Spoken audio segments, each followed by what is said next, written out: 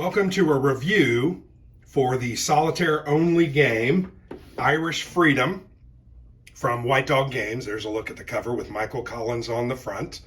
The game is designed by Dave Kershaw. It was a 2013 print and play Board Game Geek War Game contest. It won that contest, and finally, 8 years later, someone picked it up for publication. White Dog Games picked it up. I really like White Dog Games. They've got a lot of very interesting and unique conflicts in solitaire form, and I've played a lot of them and have enjoyed them immensely. So here you can read the very top. Irish Freedom is a solitaire war game that covers the Irish War of Independence, which lasted from 1921. I'm sorry, was it 21 to 23? Maybe I've got that wrong. Give me a second here, guys, or gentlemen. Okay. Yeah, the Irish War of Independence was 19 to 21, and then the Civil War was 21 to 23. So you're going to play it on a map of Ireland. You can see it there. And it's a dice masher with a randomized British bot that uses a lot of die rolling to identify random areas, countries, regions, areas inside where those units are going to move or upgrade. The whole point of the game, as you can see in the upper left-hand corner of the map, you've got a morale track. It's listed 1 to 10. You are trying, as the Irish, to drive that morale track down to get it under a 6 so that you have a chance during the treaty phase or surrender check to roll a d6 and try to win the game by exceeding that number. So if you get it to a 6, you can't exceed a 6. You have no modifiers. So you got to get it to a 5 or lower, and then you're going to roll a die. If you watched my playthrough, I won the War of Independence in round 4, which is almost the earliest you can win it, I think. You can win it on round 2, but I'm just not sure how that happens. I had to roll a 6, and I rolled a 6 and won it. So that was pretty lucky. During the Civil War, I didn't make the surrender check until round 10. I did succeed, had it down to a 3, and just needed to roll a 4, 5, or a 6, and I rolled a 6. So I was able to overcome that. But that's your whole goal, to drive that down. Now, there are 2 different games in this box. Once again, I mentioned the War of Independence and the Civil War. They play differently. They have a few different units, different setups. The rules are generally the same in combat, movement, recruiting. The victory conditions are a little bit different, and the number of actions that the Irish have are different. In the War of Independence, they only have 2 actions. In the Civil War, they have 3. So that's how the game works. Well, that's what the goal of the game is. What I wanted to do is real quickly just look at the map. There are 6 regions. You can see that they are numbered by a dice symbol, because occasionally you're going to, actually quite often, you're going to roll a random area, and then in that area or that region, British units are going to upgrade, British units are going to move around, and that's how you determine kind of what they are going to do. So you can see those.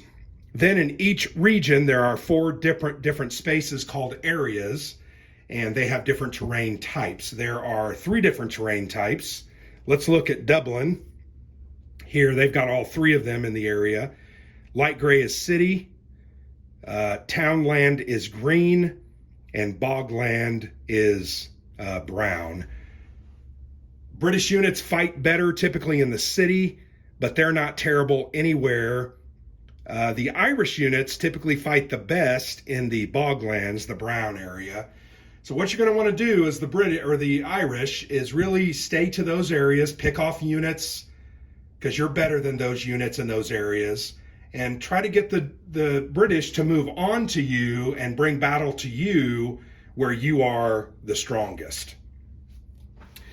You also notice that there are port symbols. There is the ability in the second game, the Civil War, to do port movement.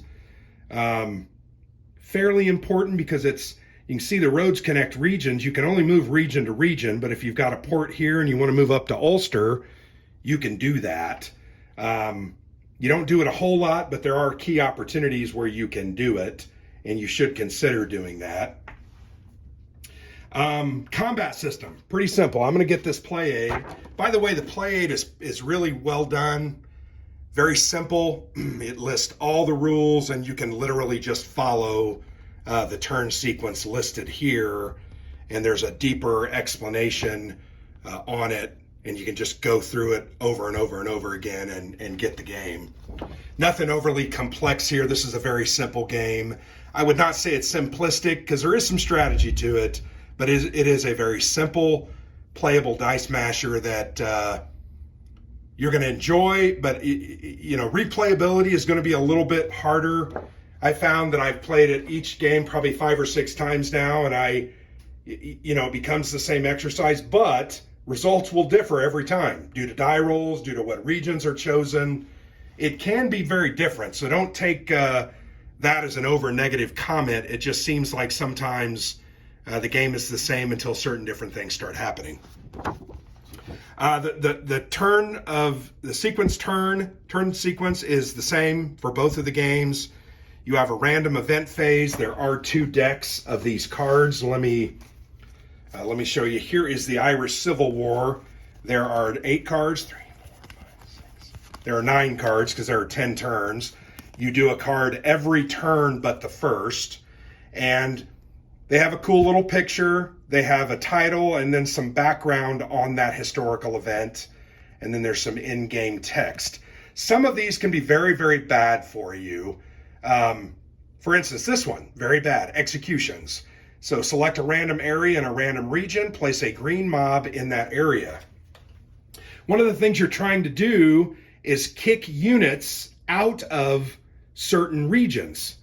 And in the Civil War game, this is a Civil War card. You are controlling the blue Irish, and you're trying to attack the British and the green Irish, the Republicans, to get them out. So when you pull a card like that says roll a random region, so for instance, you can see these regions have no green units. Let's roll a die. Hey, I rolled a 4. All of a sudden, I'm going to place a green mob. Is that the card I was looking at? No, I'm sorry. Yeah, a green mob in this 4 region in a random place. So I'm going to roll another D6. I'm going to place it in a 4. And you might say, well, why is that so bad, Grant? Well, the card draw in the turn sequence comes up just before your treaty check phase. So if I had that area clear, I'm going to basically drop their morale 1 for having it clear. If that card happens the way that we just had it happen, I'm going to have a unit that goes in there, and that's ultimately going to give them 1 more morale point and can make the difference between an easy roll at a 3 or a hard roll at a 4. So those cards do matter. Sometimes they come up in the worst opportune times, and that's just the way it is. But the turn sequence, the random event phase is the card that I just showed you. Then you're going to do a treaty check. That's what I just mentioned. After that, you've got the British upgrade phase, number 3 here. And you're literally going to roll a random region. So I rolled a 2. There's no British unit in there, but let's assume there was a green guerrilla, because this is the Civil War. I'm gonna upgrade. Oh, there's only 1 Irish unit in there. I'm gonna turn that guerrilla now into a flying column, which makes him a better unit, harder to defeat. So that's gonna happen every turn. Then you're gonna have a British movement, which you're also gonna roll a D6. I rolled a 1. There's no British units in here, but if there were British units, let's just say this is my setup, and there's an army here in this city. If I rolled a 1, the strongest British unit is going to move on to the weakest Irish unit. So this army is going to move into this area, or black and tan, I'm sorry, and fight my regulars. So that's a good thing. I'm better, that regular unit is better in the bogland than they are any, well, no, they're the same. Some of those units are worse off in different terrain.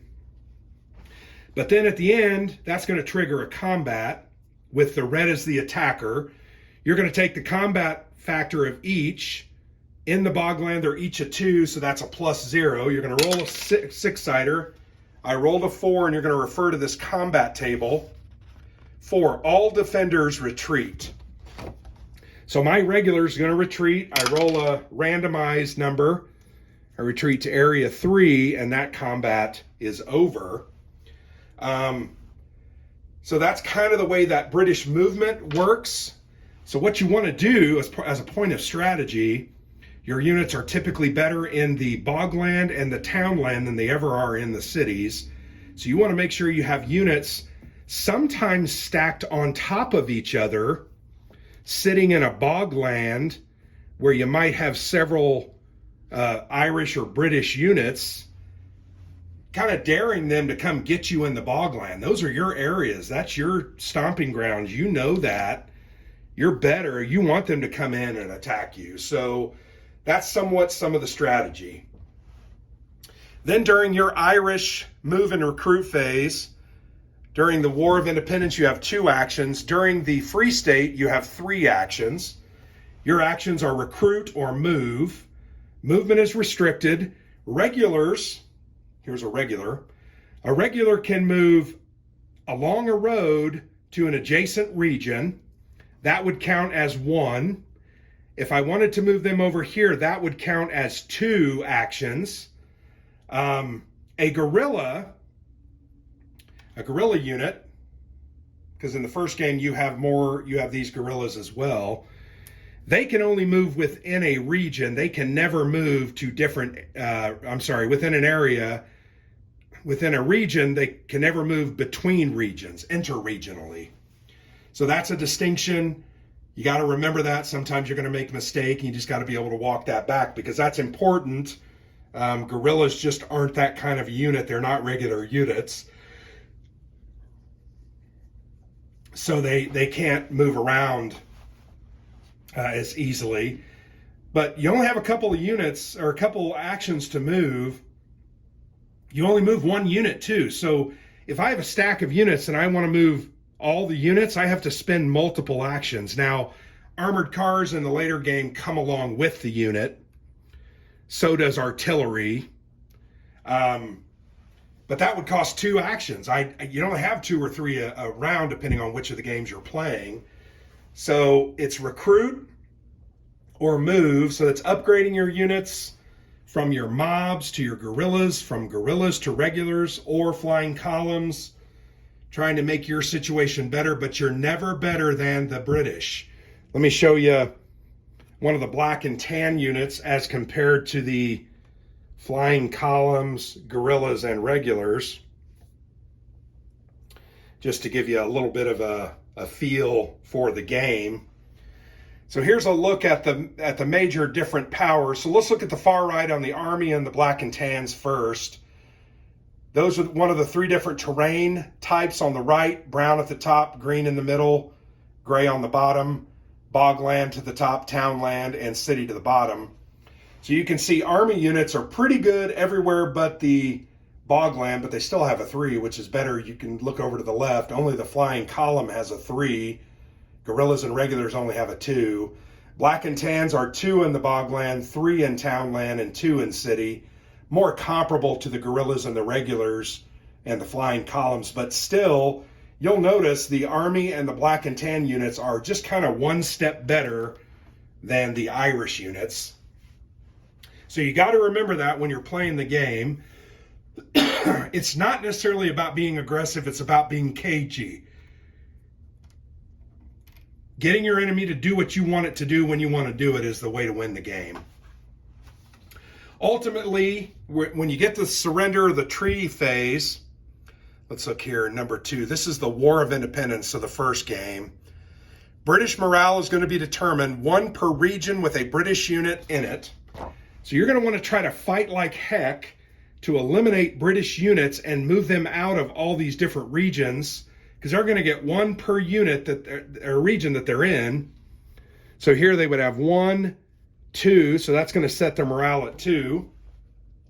Then you move to the next part, 1 per city area without an Irish unit in it. So you look at the cities, that has an Irish unit, 2 Irish units, no Irish units, an Irish unit. So you've got 1, that would move their morale up to a 3. And then -1 if you've got any British units that have been eliminated and are in the eliminated box. So yeah, you gotta try to get units in there, but there's none in there. And then you're gonna make that roll trying to get over that number. I rolled a 1, I needed to roll a 4, 5, or a 6. And that's actually good. A lot of times you're gonna be at a 5 needing to roll a 6 because the game is challenging that way, really until the later game. Okay, so what is this game about? I'll kind of wrap up here in 5 or 10 minutes. Once again, it's about rooting out resistance in different regions, trying to clear regions, then subsequently trying to eliminate British units in cities and move your units into these cities to occupy them. Those are the ways that you're going to win the game, because that's going to reduce the morale. It's going to make that morale check or treaty check possible. So that's what the game is about. It's about moving your forces around advantageously, getting them to where you need to get them, and using your minimal actions to your greatest advantage, depending on the circumstance. But remember, throughout the game, a mob can pop up anywhere based on what numbers are rolled. So it's very hard to control that. But I really like that. I like that stamping out a fire effect or feeling, because it's frustrating. You've worked so hard to clean these areas out. You've worked so hard to get the British out. And man, all of a sudden a unit pops up. Or in the second game, the Civil War, a mob pops up. And man, it just ruins your day. And I think when a game can do that, when it can make you vested and feel like you're part of it, to me, that's a good accomplishment. And it doesn't come by way of over-the-top mechanics or over-the-top design techniques or standards. This is a pretty simple game. Randomization, minimal number of regions, 4 or 5 different types of units, a couple of different very cool cards that are interesting, and ultimately some die rolling. Dice for combat, die for moving British units and Republican units around, and then trying to upgrade units and randomly rolling those. It's a lot about dice rolling. I have played several Dave Kershaw designs. I own, what do I own? I own Reconquista from him, from White Dog. Excellent little game. It has a similar feel. It has some of the same randomness, and keeps you on your toes, because it's never going to be easy to win that. The other one that I really like, that I feel is very similar to this one, is Solitaire Caesar. Solitaire Caesar is a look at ancient Rome, and you're fighting off hordes of barbarians that move around very similar to the way the British do. They're rolling dice and moving certain areas. You've got to set your armies up in that game to accept those barbarians, stop them, and eliminate them at certain areas, while protecting your cities. That's what you're doing here. You're setting yourself up to accept the British, protecting areas, keeping them out of regions, trying to occupy cities. I also have, and I've not played it yet, I have Solitaire Vietnam from White Dog Games by Dave. Want to get into it. It's similar to Don't Tread on Me, the American Revolutionary Solitaire game. I also have the Zed's game. I'm trying to think what it's called. World War Z USA. Really fun game. A lot of random dice rolling. A lot of areas being chosen by dice rolling, and then it's got a combat modifier. So Dave's got a little system that he tries to create that creates all these randomizing factors in these games. And you know what? They work. They just make an interesting, playable, fun experience. So that's what I would say for this game. I did enjoy it. Is it my favorite of his designs? No. Is it a good, solid game? Yes. For $30 or $35, you can get a bagged version. It's worth it. I paid $10 more and got a boxed version. It's an interesting game. I'll pull this out occasionally, roll some dice, and have a good time. It's that interesting and keeps my attention at least for 20 to 30 minutes. Now, if it was a 3-hour game and it was like this, maybe it wouldn't be as good. But I think what it's got going for it, it's got a proven system. It's got some unique mechanics to decide where and what. I think it's got some interesting factors like different terrains, combat, movement, illusion, or not evasive action, and then trying to get that morale down so that ultimately you can make a surrender or a treaty check roll. It works. So I enjoyed Irish Freedom. Glad I bought it. Glad it's in my collection. I can pull this out and play it occasionally and get a good time at it. So there's not a lot of games on this period of history, frankly. Irish War of Independence and the Irish Civil War, 1919 to 1923. Don't know that there's any other games out there. There probably is. If you know of one, let me know. But I do find it interesting, and I always like to play games that are on lesser game subjects, and I think that this fits into that classification. So thanks for watching along. If you haven't seen my playthrough, I played both of the games, ultimately had a poor victory, but that's okay. It was interesting. I realized I probably made some mistakes, but that's okay. So give them a look. Let me know what your thoughts are. Thanks for watching. I've appreciated it, and look for more solo playthroughs and videos from me for the Player's Aid. Thanks. I've been Grant.